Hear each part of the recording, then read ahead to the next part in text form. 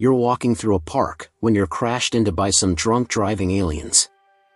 When you wake up, your body ain't what it used to be. We start things off by meeting Ichiro Inuyashiki, a man who age has not been kind to. He is driving his family to their new home. They've reached the outside of the house and his daughter, Marie, says that this place is amazing.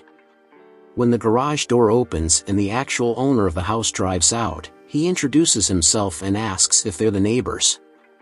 After he drives off, we see their actual house, much to the dismay of his family. Inside, his wife Mary suggests they go and get some food. Leaving each row, unpacking all by himself, his lower back pain causes him to stop, and he pulls the letter out of his back pocket, which says that a follow-up examination is required. The next day, as he makes his way home from work, he comes across an empty cardboard box with an abandoned little Shiba Inu inside, and like any reasonable person, he brings it home. His family doesn't agree with the choice, saying it will just stink up the house, but he says he'll just keep her in his room. He feeds the dog some dinner and gives her the name Hanuka. The next day, the doctor's office, he quite casually receives grim news from the doctor that he has stomach cancer and is given 3 months left to live. Heartbroken, he tries to call his family, but his calls go unanswered and ignored. Upon arriving home, he again tries to tell his family, but they don't give him the time of day. He takes Hanuka for a walk. While walking, he wonders to himself that if he told them, would they even care about it? Would they even cry for him? He reaches a park, then begins to cry and hug the only one that really seems to care about him, Hanuka. While crying, he notices a teenager standing nearby when reality in front of them ripples and a spaceship crashes into the both of them. Hanuka is fine, by the way. We then see a neural network and can hear unknown entities reporting on the crash.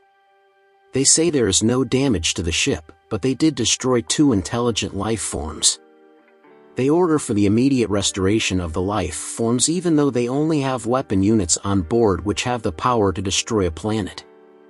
They collectively agree that's not their problem and they dip out before the space cops show up. The next morning, Ezra wakes up thinking that he surprisingly feels refreshed. That morning at breakfast, he notices that the food he is eating tastes different and he has developed a substantial thirst.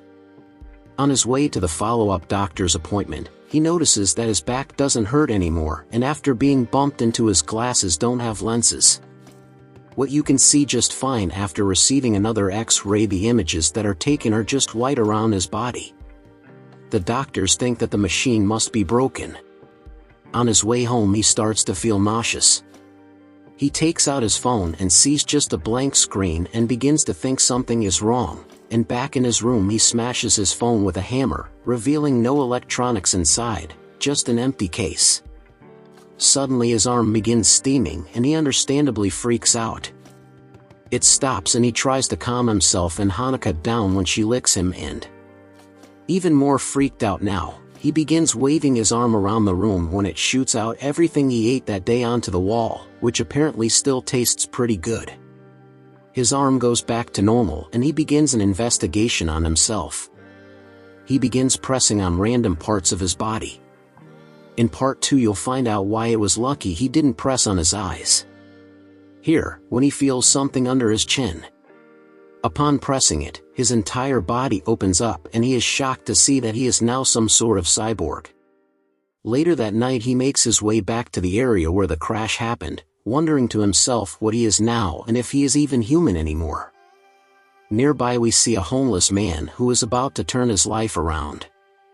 Being attacked by a group of teenagers, each road intervenes when the teens surround and begin beating him with baseball bats. One hits him on the side of the head, knocking him unconscious. Thinking they've killed him, they begin to move on to the homeless man when Ezra's automatic defense systems take over, identifying all of the teens and firing warning shots around them, which causes them to scramble away. After this, his unconscious system then doxes all of the teenagers that were involved, revealing all of their personal information and what they've done here tonight to the world. Yeah, good. A short time later, the homeless man gives Ichiro a heartfelt link from the bottom of his heart. After he leaves, Ichiro falls to his knees crying, realizing that he's still a human with a heart despite whatever has happened to him, and that saving this man tonight has finally made him feel alive. He decides that from here on out, he's going to save as many lives as he can. The next day at a nearby school, we meet Hiro Shishigami, who notices that his friend Naoki Ando has been absent from school the last couple of days after being beat up by some bullies. He goes to visit him after entering his room and reading the latest issue of One Piece. It gets me tearing up sometimes two men. Shishigami asks him why he hasn't been at school lately, and jokingly accuses him of being a serial killer. Has been going around lately. Shigami then tells Lando he's not really a Hiro Shishigami anymore, displaying this cool little trick he's learned. I know he's amazed and asks him how he did that, thinking it must be some kind of magic trick. Shishigami refuses to elaborate, instead saying they should go outside. Ando follows behind him, trying to figure out how he did that thing with his head. Once outside, Shishigami points to a group of crows and tells Ardo to watch closely. Shishigami keeps that thing on him, shooting at the crows. They begin to fly off. Nando says he knows that trick that cause crows are smart. They think they got shot at. When Shishigami says that, it's not getting away, but the crow falls out of the sky, dead to the shock of. They then make their way to a local TV retailer where Shishigami replaces all of the stock TV footage with lewd imagery, and none of the workers seem to know what's going on. There are no says that these are some awesome tricks that he's learned for his final act. Shishigami shows Ando one more little magic trick. They make their way to a busy street of traffic where Shishigami, like a conductor, begins to orchestrate car accidents on a massive scale, causing every car in the street to crash into each other. There's not even a person in this car. Ando realizes that there's no actual magic trick and she should call me now has these incredible powers. Later that night at Andy's house, Shigami reveals his full cyborg body and convinces Andrew to come back to school, saying that if anyone bullies him again, he will just kill them.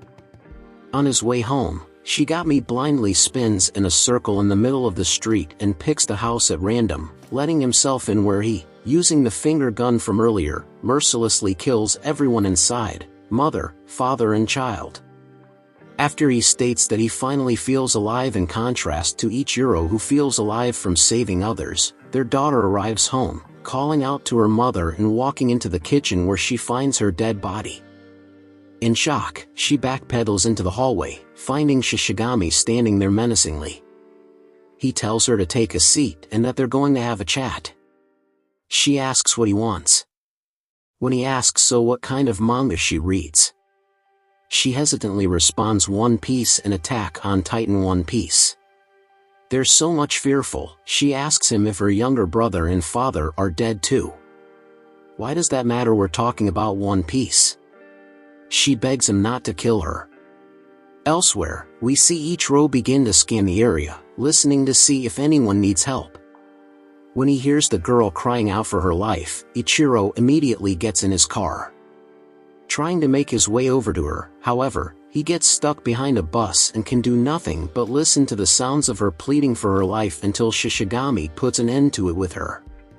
A short time later, Ichiro finds the house and is devastated upon seeing the carnage. He thinks to himself that this is unforgivable. Why would anyone do such a thing? When we hear Shishigami talking to himself, saying that he must have somehow missed their grandpa without missing a beat, he shoots Ichiro in the head, knocking him to the ground, and begins to walk out of the house. As he walks away, Ichiro makes his way out of the house. Sensing this, Shishigami turns around wondering what the hell he is, before quickly heading out. Bajuro realizes that he must have been the other one that was there the night they were crushed into a few days later on his way home from work. Mature sees a group of thugs cut in front of a bunch of people waiting in line for a taxi. One of the celery men waiting politely tells them there's a line and asks if they could please wait their turn. The thugs, insulted by this, then drag the man into a nearby alley with Ichiro following close behind. The man asks the men if they want money. When they say it's too late for that now, they're going to kill him. The man apologizes and begs for forgiveness, saying he has a wife and child. They, however, don't care and just want to fight. They're just about to throw a punch when Ichiro speaks up, telling the man to get to safety, that he will handle it. From here he takes a fighting stance. The thugs all start laughing at him and he charges him with the windmill. He gets kneed in the stomach and counters by making the thug do some sick flips. Then the rest of them started attacking him as well. And while Ichiro doesn't really have the best form, all he really needs is one good hit to send them flying back, knocking them out. It doesn't take long until all the thugs are dealt with. Back at the taxi line, the salaryman thanks Ichiro for saving his life. With Echo responding, he's as glad he's okay as he walks off. He again begins to listen in for any trouble in the surrounding area when he hears the screams of a family. In a house fire, he figures out where the house is and is worried he'll be too late again when he remembers that Shishigami somehow flew away, so he should be able to do that too. He desperately tries to get it to work, but can't quite figure it out until he starts singing the Astro Boy theme song to himself. Opening his back, revealing the jets, he blasts off. At first he has a hard time controlling the jets, but eventually reaches the burning house. He goes inside, pulling out the father, and after asking if anyone else is inside, the grandmother. The father thanks him, to which he says there's no need. He then asks them to please not mention anything about him to the police or anyone else before he walks off. Once Ichiro makes it far enough away, he says to himself while crying, "Thank goodness that he's so happy he could save them all." Elsewhere, Shishigami convinces Ando to come to school and to stop just staying in his room all day, saying that he will protect him once at school. The bullies do eventually find out that Ando has come back. They start trying to drag him up to the rooftop to beat him up again. When Shishigami intervenes, telling them to knock it off. One of them tells Shishigami that he's coming to putting his hands on his head. Shishigami grabs his hand with that gorilla grip, forcing him down into the ground, telling him to apologize to Ando and to say that will never come near him again. The bully reluctantly does so, much to the shock of all of his friends. Later that day after school, Shishigami takes Ando up to the school's rooftop, handing him a pair of binoculars and telling him where the bullies are. Ando tries to find them. When we hear ba ba ba ba, Hondo asks him what he's doing when he sees it, that Shishigami has killed the bullies from earlier. As they walk home, Shishigami elaborates on his full abilities, that he can tap into all internet messaging services, fully control all electronics, and it could probably even send a nuke from USA to China with ease if you wanted to. That afternoon, Armando tells Shishigami that he can't be friends with him anymore. He can't be friends with someone who kills so casually, and tells him not to come near him ever again. Shishigami doesn't really understand why any of that would bother him, but agrees to his request, telling him to just not skip school anymore before walking off elsewhere. On his walk home from work, Ichiro walks past a cat with a little kitten beside it on the street. This makes him think that he should take Hanukkah for a walk when he gets home. When he hears a car behind him hit something, worried, he turns around and can see that one of them got hit. He immediately runs over to try and help, not knowing whether it would be faster to fly or run to the nearest veterinarian. He then senses that he may be able to do something. He places the cat back down and begins to heal the animal's injuries. It opens its eyes and appears to be completely fine before they walk off. Immediately after this, he makes his way to a nearby hospital and begins to heal as many people afflicted with cancer and other life-threatening conditions as you can.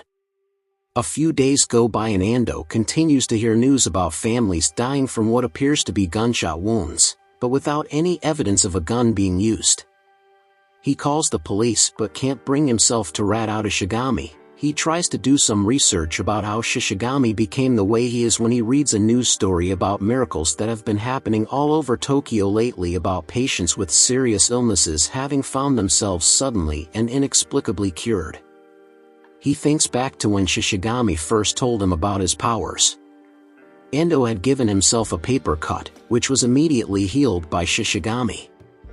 He wonders if it's him doing this, saving some people's lives while continuing to kill others, but concludes that that's not something he would do. He then thinks that there must be someone else out there who has the ability to. Shishigami does, but is doing the exact opposite, and helping people instead of hurting, not knowing how he could find out if this person even exists for sure.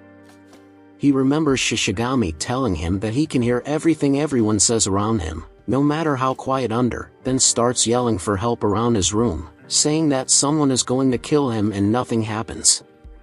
When the doorbell to the house rings and we hear it confused, Ichiro talking to Andy's mother, asking if they're okay. Endo races downstairs and outside and is amazed that there really is another person like Shishigami. He asks Ichiro that he's shirtless because he flew here, right? Much of the confusion of Ichiro, who asks him how he knew that. Endo invites him into his room and asks him if he's a cyborg. Ichiro is shocked, but Endo tells him that his childhood friend is the same. He asks Endo if he knows what Shishigami is doing, and Endo admits that he does. Ichiro says that what he's done is unforgivable and that he has to find a way to stop him. Then asks him about the miracles happening in hospitals around Tokyo, wondering if that's his doing. 80 admits that it is, and Endo thinks that it's amazing, calling him a real-life superhero and beginning to tear up. Ito asks him to please stop Shishigami, that he will help him in any way he can. Ichiro admits that he might have to end up in his childhood friend, then, asking Endo if he still wants to help, he replies saying that he isn't the same hero Shishigami that he grew up with. Now he's just a monster. Each hero admits that the main reason he's been helping people and saving lives is because he's been too scared to face the possibility that he may have become some monstrous, soulless machine now, too. Endo says he's more human than anyone he's ever met, and would be willing to give his life to be able to do anything that can help him. The next day after school, a classmate of Shishigami, Shion Watanabe, runs up to him, saying that she saw him stand up for Andrew the other day in class, which she thought was really cool, and she confesses that she has feelings for him, though this freaking guy. Later that night, as he's going to bed, Shishigami's mother says that she needs to tell him something. She explains that she went to the hospital earlier that day, and after some hesitation tells him that she has pancreatic cancer and it seems to have spread to her lungs as well. She tells them that she's only been given about a month to live and there's nothing that the doctors can do. She tells them that when she's gone, he can go and live with his father and their family, and to please not drop out of high school. He hugs her, crying, telling her that he won't let her die. Little does she know, he means that literally. Meanwhile, Ardo goes with Ichiro to a vacant junkyard, trying to help him hone his combat abilities. They assemble a stack of compacted metal to use as target practice, except Ichiro, like a real man, only knows how to use his fists. It takes a while, but with Endo remembering the things that Shishigami had told him about how his body works, they manage to trigger his arm into a full cannon, which after shooting, renders the compacted metal into a deep crater. The next morning, Shishigami and his mother are watching the news about the recent murdering of families, where she asks how could anyone be so horrible, saying that someone like that should be sent straight to hell. Shigami asks her what if it was him who did it, and she says that she would follow him into the grave. Later, at school, Shishigami receives a phone call and apparently now just uses his hand, pretending he has a phone from his mother telling him that a miracle happened and she is now cancer-free. That night Shishigami makes a promise that from here on out he is going to stop killing people, that he's done with it. When the morning comes, the doorbell to the house is ringing. His mother goes and opens it when police storm inside the house. Hey, thanks for watching.